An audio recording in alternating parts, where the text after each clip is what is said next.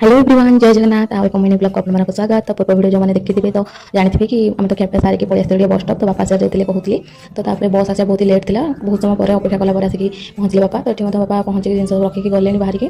तो बसिक खरा भात बसाई जेहतु संडे सकाल पकड़ा खाई 10टा बेलू तापर भात बसिक जहाँ भी जिन सब आनी बापा सब सजड़ा सजड़ी कर रखी तो रख रख देखते गोटे चामच बाजिक हाथ पूरा ब्लड बाहरीगला। तो लंच में एमती किसी खावा था तो लंचटा सारी नहीं रेस्ट नहीं आम जाइए छात आड़े। तो किसी क्वेश्चन बनवार पिला एग्जाम आसूँ तो सब कम्प्लीट करनी राति को बनवार आलू परोटा। तो आलू को सीझे नेली तो ये अटा को चलेगी गोटे डब्बार रखनेली तापर आलू रेडी तापर अटा रेडी। तो जहाँ जमी गोटे आलू परोटा मतलब बाहर रही एत भी तो भलसे आम कर खाते जमी जल्दी जल्दी हम।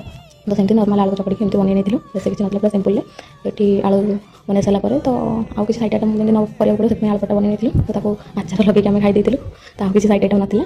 तो ये सब था एक दिन भिडियोटी। तो भिडियोटी एंड कर भिडियोटी भल लगे लाइक शेयर सब्सक्राइब करेंगे। आ भिडियोटी शेष जाए देखते बहुत बहुत धन्यवाद।